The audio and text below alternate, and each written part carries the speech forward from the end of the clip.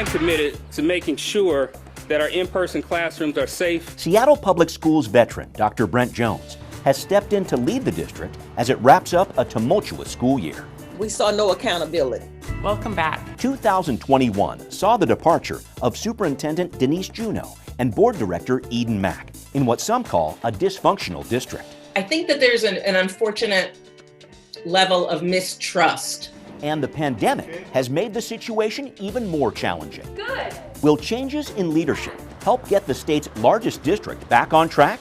I have a heartfelt connection to this area. Our Seattle Schools panel weighs in. It's really about holding the mirror up to ourselves. You want to be able to trust the district. How to reopen schools after a pandemic and help students succeed. Next on City Inside Out.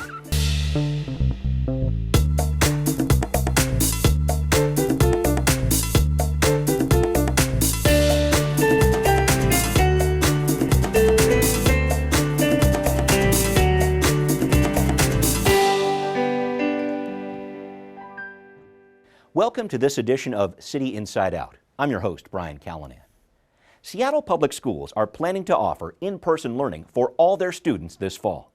That's the word from new interim superintendent, Dr. Brent Jones, who took over after Denise Juneau quit the job 2 months earlier than expected. Seattle schools have had 6 different superintendents in just the past 10 years, an indication that emerging from a pandemic is far from the only problem the district is facing.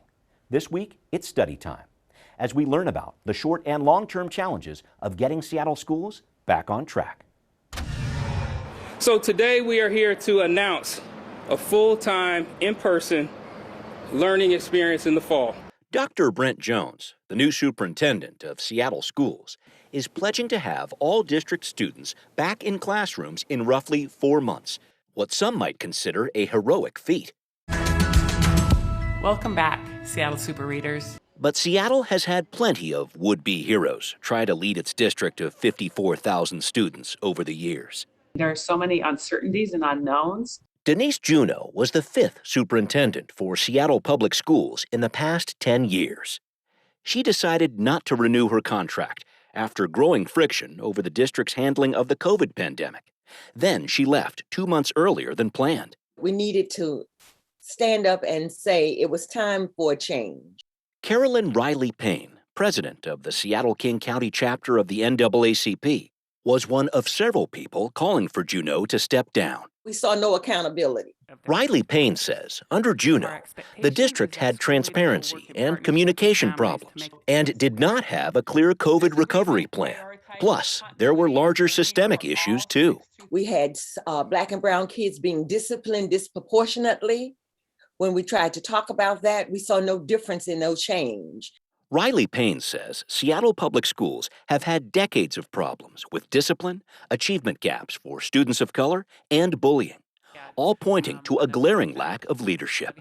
We have to do a better job of who we select for the position. Longtime observers of Seattle schools say that's no easy task. I think that there's an unfortunate level of mistrust. Veteran journalist Claudia Rowe has reported on education issues for the Seattle Times and Crosscut. It's an honor to lead Seattle Public Schools. Rowe says high turnover and communication issues are nationwide challenges for our public schools, not unique to Seattle. I like the blue. And she says while many parents have a good connection with their students' teachers, shakeups at the district level, from Juneau to School Board Director Eden Mack, who also resigned before her term ended this year, have had an impact. The noise that comes from sort of policy changes and personnel changes at the top does, I think, make parents feel very unclear about what is actually going on. Diversity allows colleagues to think differently about their work. Rowe says Jones, a Seattle Schools graduate who served in 3 leadership roles for the district before leaving to become Assistant General Manager of Strategy and Partnerships at King County Metro, may have the human resources background the superintendent's job seems to require. Because maybe really what we need at that level is sort of a person who can work with many different groups and many different interest groups. Carolyn Riley-Payne is also hopeful about Dr. Jones, especially about his ability to connect with Black and brown students. He went through this school district. He knows the pitfalls. He knows the learning challenges. And so we are very excited to work with him. But that work plan is extensive, creating a COVID strategy with kids under 12 not yet eligible for vaccination, tackling issues of student safety and homeless camps on school property, even incorporating lessons learned during online classes to improve the student experience. And that is what I would like to see as a parent and as a journalist going forward next year. More creative responses to long recognized problems. Long recognized problems, up against an interim superintendent whose term is set to last just 14 months. Call it a timed test for a product of Seattle schools, now under heavy scrutiny. So if you're coming back home and you know what needs to happen, then let's get it done.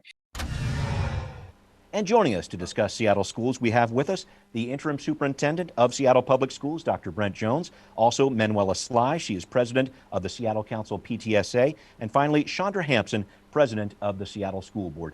Thank you all for joining me. And I want to tackle reopening schools in just a minute. But Dr. Jones, I really want to ask you a question about leadership to start.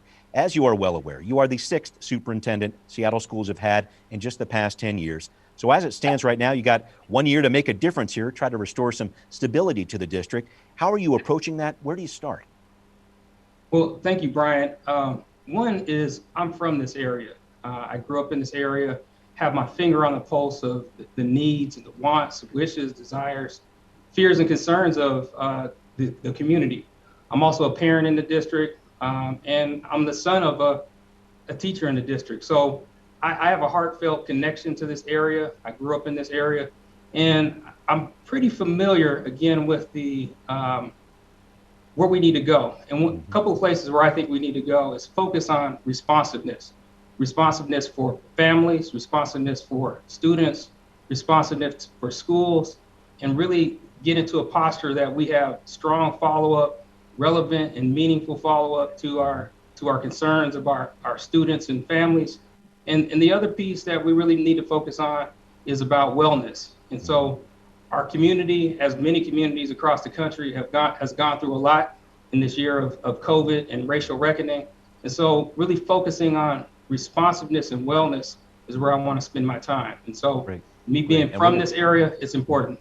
All right, now I get it. We're going to unpack some of those ideas in just a minute. Manuela, I'll go to you next. I know the PTSA had some challenges with Denise Juneau. So what does a successful partnership look like between the PTSA and the superintendent? What needs to change with Dr. Jones at the helm?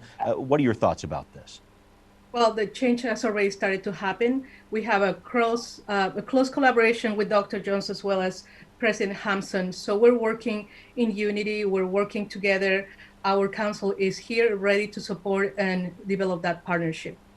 Great. Thank you for that. Chandra, I'll go to you next. The Seattle School Board also lost a leader over the past few months here when Director Eden Mack resigned in January, about a year shy of completing her term there. Erin Dury has been selected to fill that role through November. Now, Eden did not blame anyone when she stepped down, but did point out systemic dysfunction of Seattle schools, even called for the state superintendent to audit SPS. With new leadership, are you hoping to tackle some of these issues that she raised, or what's going to be different with some new leadership in the superintendent's role and on the school board too? Absolutely. And as Manuela said, much of that is very much in process. I think philosophically, the board is very well aligned in terms of actually changing the adult behaviors in the system so that student outcomes arise in the way that we need them to. And so we are very committed at this point collectively to a focus on student outcomes, something specifically called student outcomes focused governance, that will allow us to kind of strip away a lot of the dysfunction that she spoke to, that has kept us from closing gaps, has kept us from addressing really deep-seated issues. And I'm super excited to have Dr. Jones here to lead us in that work as a school community, because he's committed in that way. He's committed operationally. He's committed to community. He operates directly within community. He's very much engaged in relational, and it's really about holding the mirror up to ourselves as a district and saying, how do we peel away those layers of dysfunction and truly focus on student outcomes exclusively, so that we can in fact be responsive in the way that Dr. Jones talks about. Dr. Jones, back to you here. I want to focus on reopening schools for in-person learning. You've said SPS is going to make it happen this fall. I know a lot of people are excited about this. Tell us about the main hurdles you have to get over to reopen schools. Tell us about negotiating with the Seattle Education Association. What's the plan? What kind of progress are you making here? Yeah, thank you. We are going all in for the fall. We want to make sure that we're coming back in person full time. And to do that, we need to be very attentive to the needs of our students, our families, our educators. We've been in dialogue with a lot of folks over the past several months. We put some really good things in place regarding environmental conditions. We had a negotiated agreement with our Seattle Education Association about the concerns that they had going into this last year. We hope to maintain a lot of those things that we've learned. We've listened to families. We've listened to their concerns around some of the challenges that they had pre-pandemic. So when we come back, we'll have learned how to navigate some of those challenges and put some things in place. We're going to be focusing on really creating a safe and healthy environment, both physically and emotionally. So we're really packing in a lot of support for our educators and for our students. Got it. Got it. A lot of work ahead there. Manuela, I'd like your reaction to the plan that you're hearing here from Dr. Jones, and also tell us about the top concerns PTSA members have when it comes to reopening. Is it vaccinations? Is it learning loss, or some families wanting to continue remote learning? What are you hearing? Well, there's a lot of concerns and there's a lot of work to be done. I do agree with Dr. Jones that it is very important to have a culture of care to make sure that our students are safe, not only physical, but emotionally. Our families, we really, as parents, we want the best outcomes for our children. We want them to be successful. We want them to have access to opportunities. So now coming back into a new school year, what we want to do is improve from what we left before we had to leave because of the pandemic.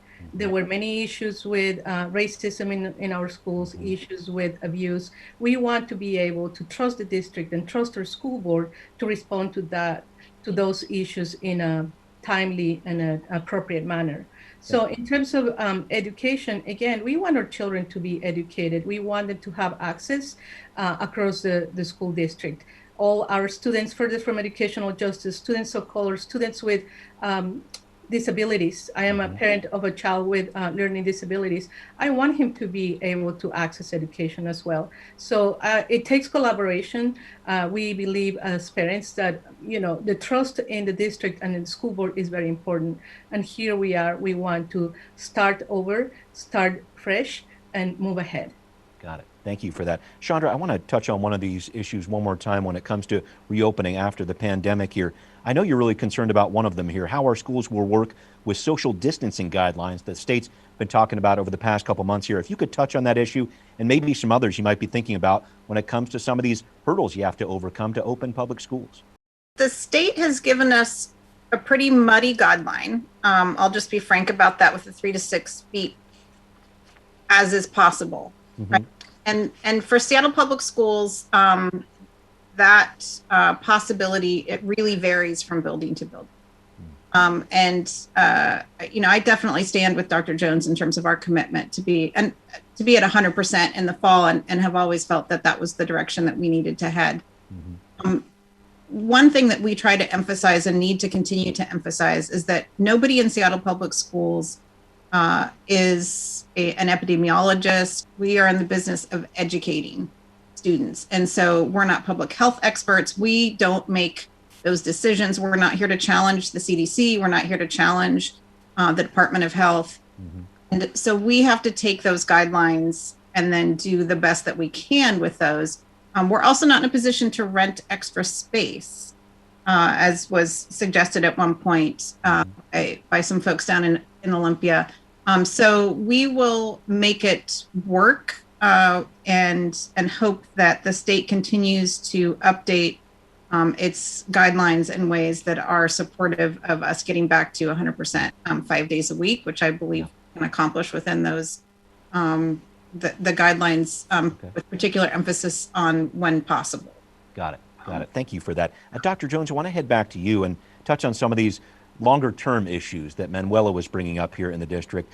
And a few other people in the community have questions too about this. I talked with the NAACP. They have concerns about student discipline and apparent discrimination against kids of color. Student achievement, less than half of Seattle Public School students of color are meeting standards in third grade reading or fifth grade math. The district is also under investigation by the U.S. Department of Education for the way it's been handling special education. As we make our way out of the pandemic, talk to me about the work that's happening on these larger systemic issues. So this work, those issues are relevant now, and they were relevant prior to the pandemic. With Director Hampson and Manuela Slye, 3-4 years ago, we were talking about these issues. We were holding up policy 0030, which is our policy around ensuring educational equity. We knew about these inequities back then. And so we have now a Seattle Excellence Strategic Plan that centers students of color furthest from educational justice, with a particular emphasis on African American males, because we realized the challenge and the problem back then. So we have the right policies in place now. We have the right focus in place. Now it's time for us to execute on those policies. We have the right team in place. We have this collaboration between the board, Seattle Council, PTSA. So we are very well aware of the issues, and with the new focus on student outcomes, I think we can really put our resources, our time and energy to really addressing these inequities that have persisted for years.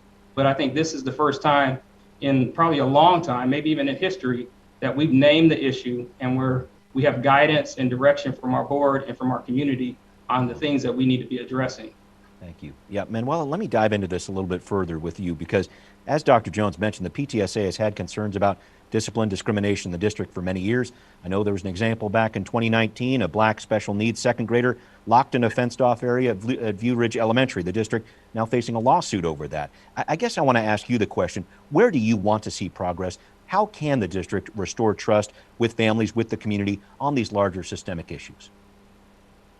Well, having worked so closely with many of these families, including this family that you're referring to, I understand that there's a long road to recovery. Mm-hmm. It's rebuilding the trust, working together, collaborating. And when I say collaboration, yes, we're here to be in a partnership, but also we're here to keep each other accountable. And I think that's the piece that has been missing. We cannot just throw ourselves into wanting to improve things. We need to hold each other accountable. And we have great policies in Seattle Public Schools, but we need to make sure that all those policies are enacted, that there's accountability, that there's follow-up, that families know where to go to when they have these kind of issues. Mm-hmm. Right now, and for the longest time, Seattle Council has been receiving complaints and concerns from families, and we try to support and guide those families as to what to do when things happen. But really what we need is a sustainable system that we can trust, that we can say, this is what you do, and this is what you can, this is where you bring it to, so your voice is being heard. Got it. Chandra, let me ask you this question, because the pandemic has really laid bare so many inequities in many of our social institutions, including schools here. As we emerge from the pandemic, how is the school board going to be holding the district accountable, et cetera, as we work on these big issues like student discipline, achievement, and special ed? Our approach to work on those particular issues is to get really focused on the actual outcomes, and the outcomes specifically around reading, right? Really specific skill sets in reading for African American males in the skills, the things that students know and are able to do when they graduate from high school. Those are critical items that if we shift our focus from kind of the weediness of how the district is approaching these things to having regular conversations, meaning our time together publicly, which is the time is where our work happens, is spent talking about the progress toward that. And we are actually having those conversations publicly and are having two-way conversations with staff and community. This would be a first for Seattle Public Schools to achieve this. we believe that that is ultimately going to create that thread of accountability that goes all the way down to the classroom. Because as you said, the pandemic laid it all bare. And what we saw is that, we have some really beautiful language and ethical aspirations and moral aspirations. We don't have the culture of accountability. Allows the individual teacher to be centering the students for some educational justice in their classroom and then responding appropriately when damage has been done, and there being that culture of care around their emotional and social well-being. And so if in fact that is truly our focus as a board with staff and with community, I believe that we will achieve those goals. And that is not how we have operated historically. Thank you. Chandra, if I could, I want to stick with you to talk about an issue you've taken a lot of heat on recently, and that's dealing with homeless encampments on school property. You've spoken out against sweeps. Some have supported that message, but there's been a lot of backlash too. What message do you want to put out to the public about this issue? What do you want to see when it comes to dealing with camps on school grounds in the future? Just to be really clear, the school board hasn't actually voted on anything relative to homeless encampments. It's not an issue that the school district has really had to deal with historically on a large scale. And so we do need some sort of policy revision, provide guidance to future boards. But the idea that encampments are present on either school grounds or school property is not something that we feel is appropriate or sustainable. But we're also very cognizant of the reality of the situation that the city of Seattle is in and what resources are available. And whereas we were very successful in getting the city, the PTSA, the principal, the mutual aid groups, the outreach groups to act really quickly where we had an issue at Meany. And I was out there personally talking to people in the encampment, talking to the principal, talking to the PTSA folks. It was a very stressful month or so, but everybody worked together and got folks rehoused. We are in a situation at Broadview Thompson where we have folks camped on what is a park that's been operating as a park. I mean, it's not one that Seattle Public Schools even maintains because it's on SPS property, not on school grounds. It is, we understand the, and owe the community a real sort of plan for how we're going to address that and get that encampment removed from SPS property, be able to keep it free from encampment in the future. We very much are doing our very best and working in partnership with the city to figure out how to prioritize that particular encampment community, knowing that there are in fact many, many more, 100 some other acute situations throughout the city. And it's very hard to sort of reconcile that as somebody from a particular school community. Even the good news is of over 100 properties that we have in Seattle Public Schools, we managed to only have 2 of those issues. And that's a huge testament to our operations staff and our security staff and our building leaders. And so, yes, we have one situation that's still remaining and we'll be moving towards making sure that there isn't an encampment there in the future. It's a matter of when and how that happens, because our capacity and what we can, our legal recourse around that is pretty limited. Got it. And thank you for breaking all that down with us, Chandra. I wanted to make sure I heard from Manuela on this too, because there's an intersection here between public safety, homelessness, public education. It's challenging for a lot of families. Your thoughts about this issue as we hear from different people in the community? How should the city and district be dealing with these camps, Manuela? Well, as community, we want to see the humanity in all members of our society. So we recognize that many of these individuals living on the streets are or were students from Seattle Public Schools. So we cannot disconnect that. What we want to do is work in collaboration and support a school board in working together with the city, finding a way to see the humanity in these individuals and find a way to make them safe as well.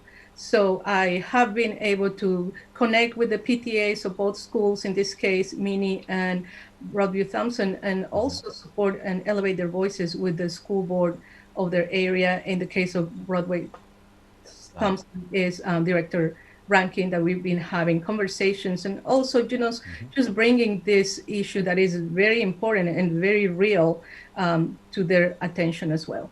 Thank you for that. Dr. Jones, your thoughts on this? This is a big issue potentially. Yeah, so at a larger scale, we have between 3,000 and 3,500 of our students that are experiencing homelessness.